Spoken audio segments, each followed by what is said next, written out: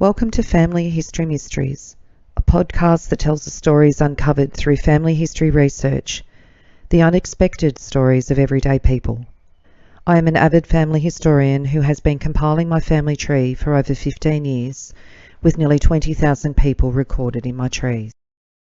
And please put a review on my podcast. That will certainly help in getting the word out there and creating more listenership.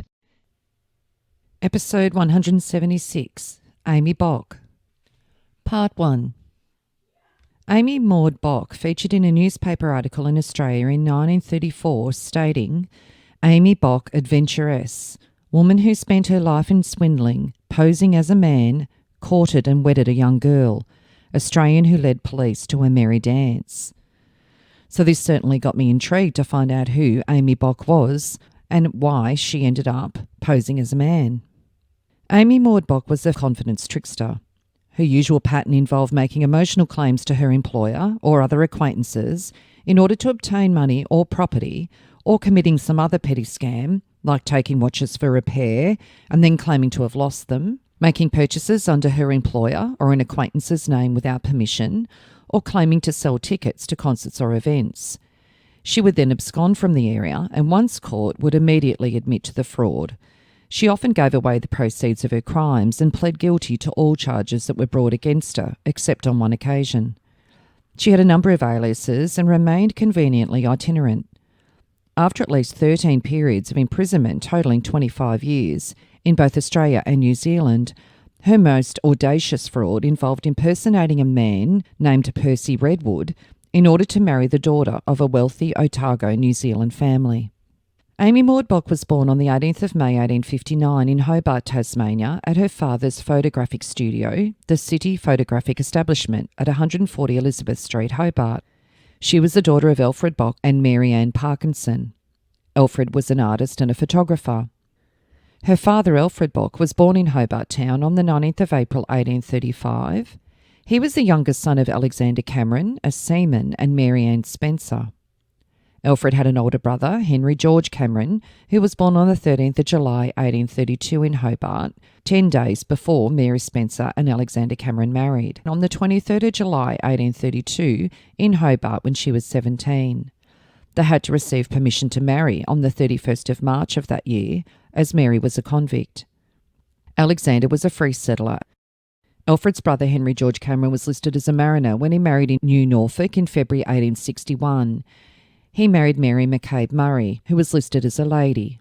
Henry died on the 11th of December 1861, so only 10 months after they married.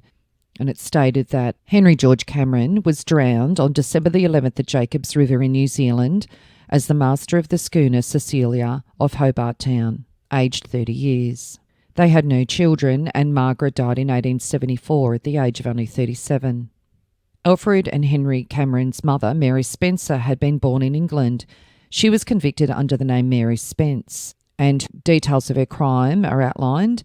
Mary Spence was indicted for stealing on the 8th of November 1 cloak, 1 silk dress, 1 cotton dress, a bonnet, an apron and a scarf, the goods of Mary Ann Forster, in the dwelling house of John Sherwin. Mary Ann Holman said that I live at Millbank, Westminster. My uncle John Sherwin occupies the house. The prisoner was a servant to Mrs. Hirsch, who lodged on the first floor. She lived there for about a fortnight. I left the house on Monday, the 8th of November, at about 12 o'clock in the morning to go to Clapham. I left a dress and a white cotton petticoat in my bedroom cupboard, which was shut but not locked. I returned on the Saturday, and the prisoner had left the service on the 9th. On my return, in consequence of what my cousin told me, I searched and my property was gone. They were found on her person when she was taken. I saw them on her person at the watch house. Mary Ann Forster said, I live at number 19 Millbank Street in Sherwin's house. The prisoner left on the 9th of November. I do not know why she left. I went upstairs on the 11th at night and missed a claret cloth cloak, which I had scarcely worn. I'd also missed a black silk bonnet. They were in my cupboard. I opened the drawer and missed a silk dress, which I'd only worn 2 or 3 times, and a buff cotton dress, which has not been found. Also a black gauze scarf, a white linen apron that were all in the drawers. I had seen them 3 or 4 days before she went away. I was very unwell at the time. I have seen everything since at the office except the cotton gown in the prisoner's presence, and I'm sure they're the same. Anne Hirsch says, I live at Millbank Street. My husband's an officer of the Court of Chancery. The prisoner had been a fortnight in our service and left without notice on the 9th of November at night. I paid her weekly and I'd paid her on the Monday. Her week would have been up on the Saturday following. David Phillips, a policeman, said on the 15th of November I was in Queen Square. Holman gave me information, and from her description, on the 16th at night, I apprehended the prisoner walking with a girl of the town in Tothel Street at 10:15, about a quarter of a mile from Millbank Street. I stopped her and asked her name, which she refused to give. I said I should lock her up until I went to Millbank Street. She then said, what will they do with me? I then asked where she lived, and she said number 23, Great Elmanry. I took her there and found in the room she took me to a bundle under her bed, all of the property except a cotton dress, and I said if she would produce the property it would be better for her. She was found guilty of stealing to the value of 99 shillings. Her age was 16 and her sentence was to be transported for 7 years.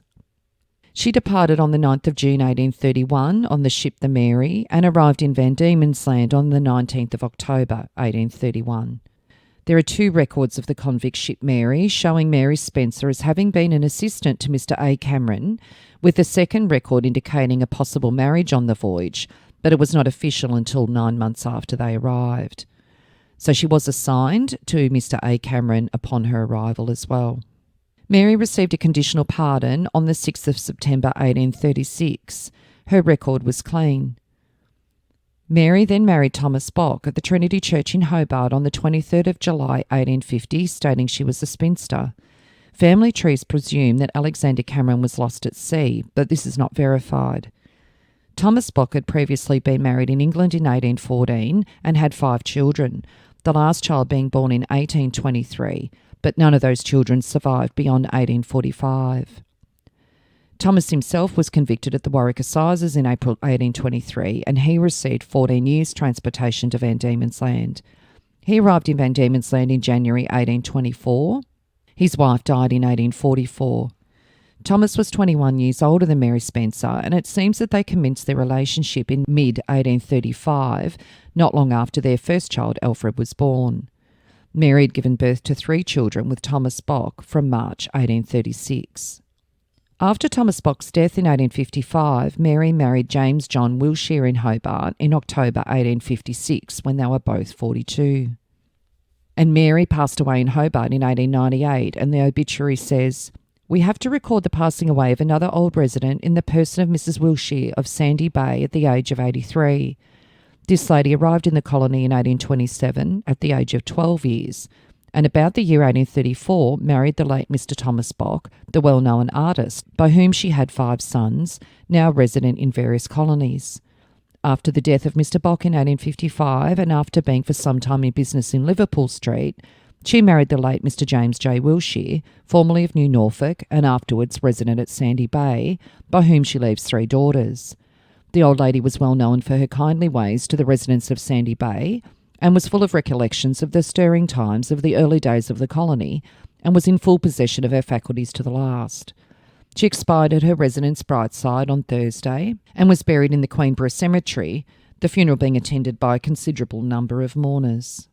In her will, she left equal shares to each of her children: Alfred Bock of Melbourne, artist; William Bock of Wellington, in the colony of New Zealand, engraver; Walter Bock of Featherstone, town clerk; Frederick Bock of Gippsland in Victoria, butcher; Arthur Bock of Sydney, in the colony of New South Wales, butcher; Annie Louisa Cole, the wife of William Cole of Tasmania, postmaster; Amy Madeline Turnley, wife of Robert Turnley of Western Australia, newspaper editor; and Julia Lovett, wife of Alfred Lovett, formerly of Hobart, clerk.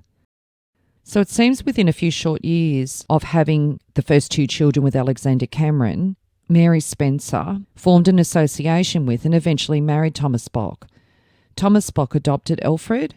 There is a theory that Thomas Bock was in fact Alfred's biological father, as Mary Spencer was working as a housekeeper for Thomas Bock.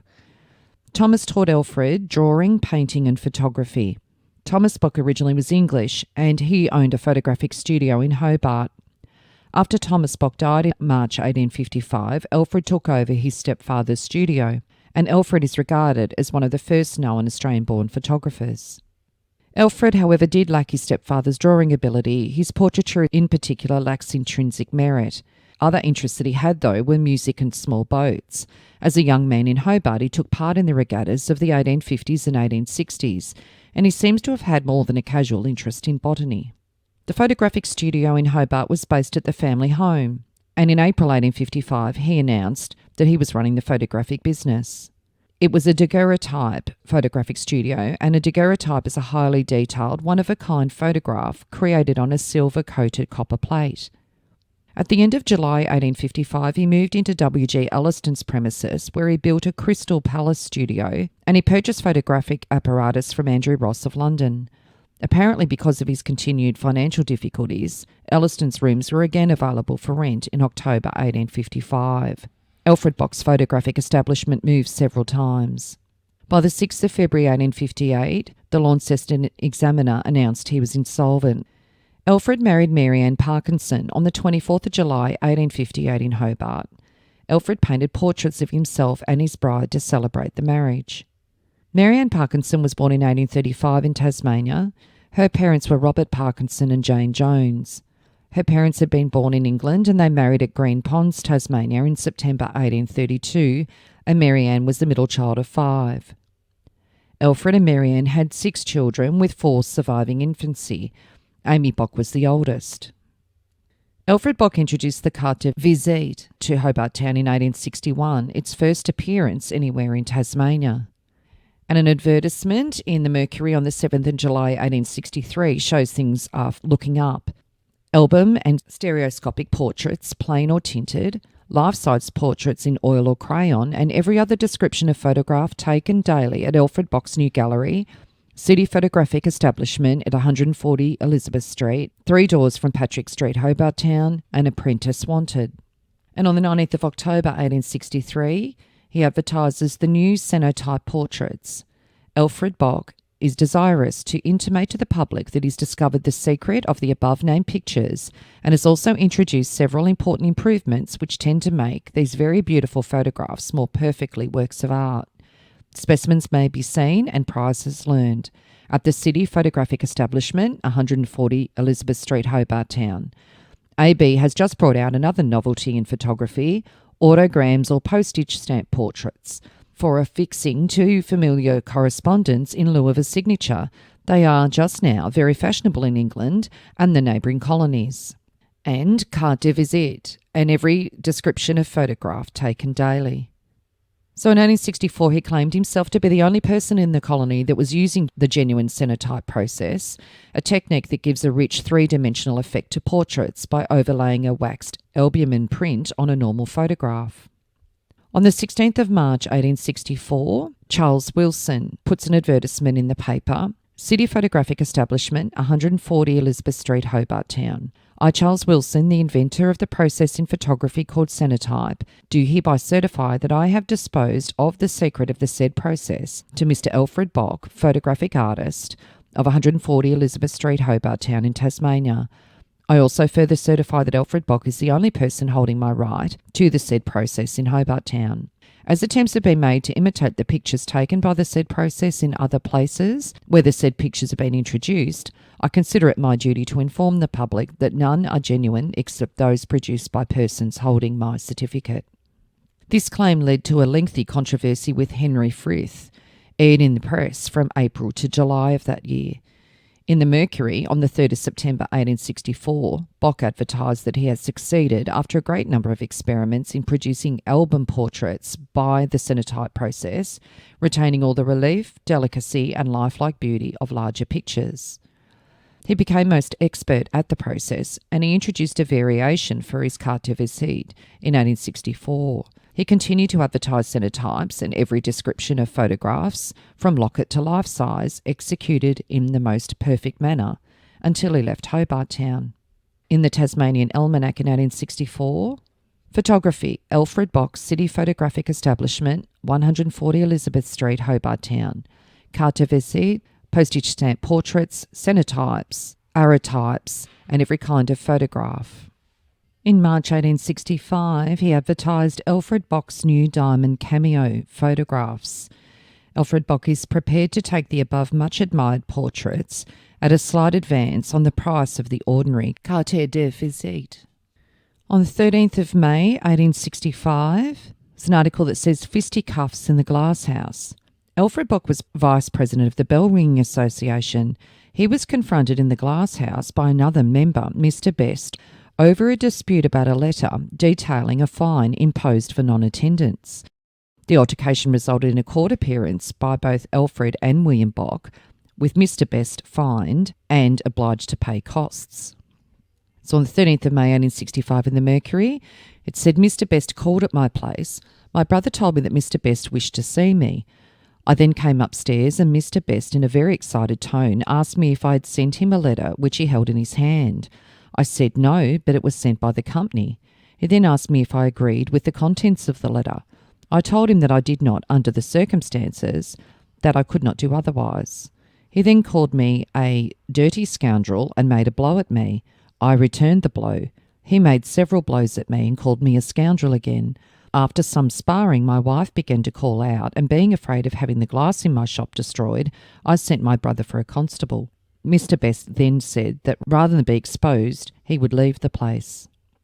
Barely weeks later, in June 1865, Alfred was again declared insolvent, and on the 2nd of August 1865, there was an advertisement for the sale of stock in trade of a photographer comprising of instruments, chemicals, background, accessories, chairs, tables, pedestals, vases, and many other necessary articles for taking photographic portraits, was to be auctioned from his premises on behalf of John Millward, the assignee of his estate, along with a large and exceedingly well-furnished glass house, 22 foot by 8 foot, with a dark room attached, a few choice oil paintings in gilt frames, showcases and photographs, and a small collection of books. So it seems that he's really down and out at this point. He's virtually selling everything. In late April 1866, Alfred Bock was at the Port Arthur prison site at the request of its commandant, James Boyd. Bock's mission at Port Arthur was to provide a series of landscapes and portraits of officials. His repertoire included oil portraits painted over solar enlarged photographs. His painted photographs of J. Boyd, the commandant at Port Arthur, and the late Captain Spring were commended in the Mercury on the 14th of July 1866. Bock's income from photography was supplemented by a variety of pursuits. An address presented to Reverend W. J. Dunn was illuminated and engrossed by him in 1866. He engraved the silver cups presented to John Ritchie in 1855 and T.C. Brownell in 1858, and a medal designed and made by Charles Gaylor in 1862, and a salver presented to Dr. E.S.P. Bedford in 1863, and a silver spade used to turn the first sod on the Launceston and Western Railway in 1868. He produced engravings on paper of portraits and buildings, and he did the St George and Dragon series of Tasmanian revenue stamps in 1863 and 1864. Clifford Craig described him as an accomplished and versatile engraver and lists a number of extant works in his volumes on Tasmanian prints, including a portrait of the murderer William Griffin, the interior and exterior views of St John the Baptist Church in Goulburn Street, West Hobart, St Michael's Church in Campbelltown, the Town Hall in Hobart, and the Johnson home, the scene of the Glenorchy murders. Nevertheless, despite all such efforts, the business was not a commercial success. In 1867, Alfred Bock and his family moved to Victoria, and there was an advertisement on the 14th of February 1867 with a notice of sale that is requested that all pictures be removed by Wednesday next, as the shop will be closed that day. Note, the glass house, 30 foot by 12 foot, is for sale. It would make a first-class conservatory. If not sold privately, it will be sold by auction. And to visitors, photographs of Tasmanian scenery. The undersigned begs to call the attention of visitors to his extensive collection of photographs, the best and most varied in the colonies, 1,000 different subjects in stock, from all parts of the island, from 14 by 12 inches to album size. Purchasers are requested to notice that Mr. Clifford's name and a description of the view are on each card. The family settled at Sale in Victoria, where he again conducted a photography business, producing not only the popular carte visite from his studio, but also enlarging hand-coloured photographic portraits of Gippsland notables. And on the 16th of February 1871, photographic portraiture, Alfred Bock, artist and photographer, Foster Street, Sale. The wildflowers of Gippsland, photographed and coloured to nature, 30 shillings per dozen, admirable as presents to house friends, album portraiture in every style, colouring at Melbourne prices, a considerable collection of views in Gippsland, views taken on moderate terms. At Sale, he prepared, in conjunction with Victorian government botanist Ferdinand von Mueller, photographs of herb specimens and did a series of hand-coloured carte visite of the wildflowers of Gippsland. On the 7th of January 1872, his wife Mary was admitted into the Yarra Bend Asylum, aged only 35. Amy was only 12 and her youngest sibling only 5. Upon admission, Mary suffered from feeble health and suffered from melancholia and had to be fed. She died on the 14th of January 1875 of brain disease when Amy was only 15. Alfred moved his family from Sale to Melbourne in 1874. At the 1880 Melbourne International Exhibition, the Sale Borough Council exhibited 2 of Alfred Bock's watercolours, Red Bank River Avon, North Gippsland, and On the Albert River, South Gippsland, possibly painted earlier. Bock himself showed his work at various exhibitions: the London International Exhibition in 1873, the Philadelphia Centennial Exhibition in 1876, the Sandhurst, now known as Bendigo, Industrial Exhibition in 1879, the Adelaide International Exhibition in 1887, and the Paris International Exhibition of 1889, and gained several awards. In 1882, Bock advertised the sale of the whole of his portrait and landscape negatives, as well as those by the late Mr. Jones and others, to Mr. F. Cornell of Foster Street, Sale. On the 25th of March 1882, Alfred married Eleanor Rachel Blackburn, the granddaughter of the architect James Blackburn, at St Mark's Church in Fitzroy.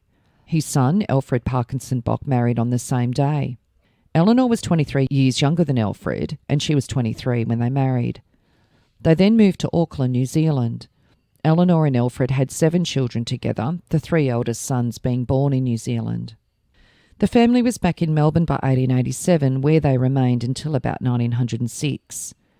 And on the 15th of April 1899, Alfred's announcing his portraiture, an artist and photographer of Melbourne.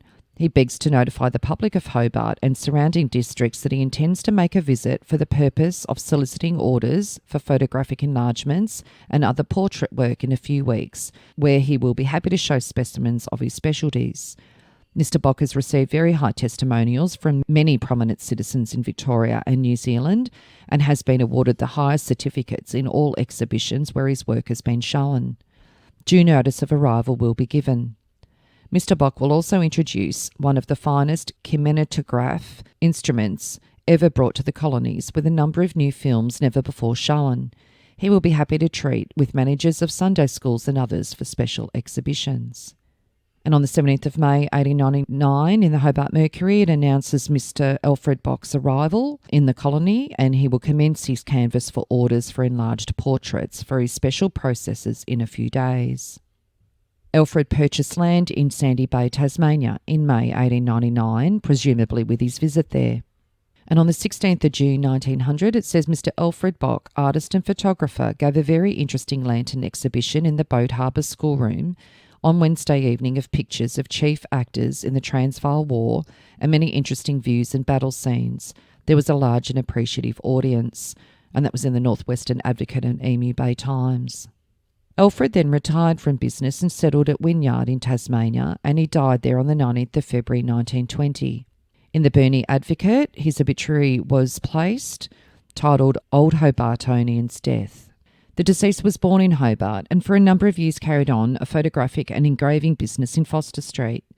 He attended the first regatta that was held in Hobart and only a fortnight ago had returned from the south, having witnessed the carnival recently held there. From Hobart he went to Sale in Gippsland, Victoria, where he took an active part in public life and for a number of years was a Member of Parliament for that part, in the good old days when there was no payment attached to the position. He spent some years in New Zealand and also in Melbourne, being among the first photographers to take moving pictures in the latter city. From Melbourne, he came to Wynyard, where he conducted a printing and photographic business for several years. He was secretary of the Progress Association for a lengthy period and took a live interest in anything that tended towards the improvement of the town. The district owes him a lot. He was also presiding officer for both the state and federal elections during his residence at Wynyard. About 8 years ago, he retired to his farm at Aldina, and up until the time of his death, he took an interest in matters concerning the welfare of that part. He was one of the first men to do lithographic work in Tasmania, being connected at one time with the Mercury office in Hobart. He was also an engraver of one of the earliest Tasmanian postage stamps engraved on the island. He gathered a fine collection of paintings of the early Tasmanian days, which he took much pride in. Now to Amy Bock. An article alluded to Amy's early life. The genesis of the career of Amy Bock was in the township of Sale in Gippsland, Victoria. According to Mr. J.C. Bryant, who was a schoolmate of Amy's in that township, Mr. Bryant's father was the master of the state school at the time, the girl was clever and popular and had a somewhat reserved manner, with her girlfriends being counterbalanced by her fondness for boy companions. She was not bold or boisterous in any sense. As she grew older, she became an accomplished pianist and began teaching music when she was still a girl. She excelled as a horsewoman in her early teens and with her brother rode to the hounds. A number of riding prizes were also secured by her at agricultural shows. Her father, with her assistants, organised many entertainments for charity, and at them Amy made herself famous by the clever manner in which she took boy parts in character plays. Her mother was of weak intellect and suffered from the delusion that she was Lady Macbeth and would stand at the gate leading to their home with a carving knife in her hand, making all sorts of strange assertions as to her high position. Amy would always hurry her mother indoors and appeared to have great power over her. Mr. Bryant said that he believed Mrs. Bock was afterwards committed to a mental hospital. So in 1876, Amy was sent to boarding school in Melbourne and she stayed there for nearly 2 years. Her family's financial situation was poor, so she took up school teaching in order to contribute to the family income. Her father helped her obtain a position as the only teacher at a rural school. On the 16th of December 1878, Amy became a licensed teacher and was appointed at Hepburn, Victoria, on the 14th of August 1879. She was described in the teaching records as a hard-working and moderate teacher. In 1881, in her 17th year, she became engaged in the teaching profession at Hazelhurst in Gippsland. From a gentleman now resident in this city and who was at the time mentioned settled at Gippsland, we learn that Miss Bock went to Melbourne for her midsummer holiday and while there was arrested for obtaining goods by false pretences. This was understood to have been the beginning of the course of her crime. So on the 25th of January 1882, she's mentioned at the Maryvale East State School that had only opened up a few months prior, and it talks about the picnic, children's sports and the distribution of school prizes. And it says that the school prizes had been provided entirely at the cost of their kind and excellent teacher, Miss Amy Bock, and 3 cheers were called for Miss Bock at the event for providing the prizes. Her teaching record by April 1882, so a few months later, says she can teach when she likes to, but she's very unreliable. She was fined in 1882 for gross carelessness in marking rolls and was informed that repetition of the offences will result in dismissal. In the September 1882 report, it said that she was untidy, can teach if she likes, but evidently neglects her school. In 1883, she was again given a warning and was described as capable but untrustworthy. Her record shows she was regularly absent, claimed illness, and on at least 2 occasions was found by inspectors to have falsified the school attendance records in order to make it appear that more children were in attendance, thereby inflating her salary. She also incurred extensive debts in Melbourne, using her status as a teacher to obtain credit. In attempting to avoid her obligation, she wrote a number of letters to creditors pleading for more time to pay her debts, including 2 letters purporting to be from her sister Ethel, reporting that Amy had died. On the 3rd of June 1884, it's recorded on her file that she had been placed under arrest on a charge of obtaining goods under false pretences. The details were that she took 2 watches from Mr. Ray on approval. She pawned the watches as she said that she was in want of money.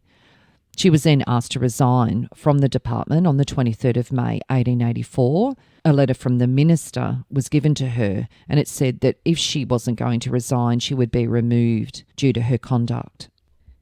In part 2, I'll be covering in detail Amy's first case of forgery that she was involved in. If you are interested in sharing your story on my podcast, Family History Mysteries, please go to my Facebook page and send me a message. If you would like some assistance in filling in the gaps in your family tree to see what mysteries you solve, please get in touch. And don't forget, you can have early access to episodes by subscribing, and you'll also gain access to bonus episodes.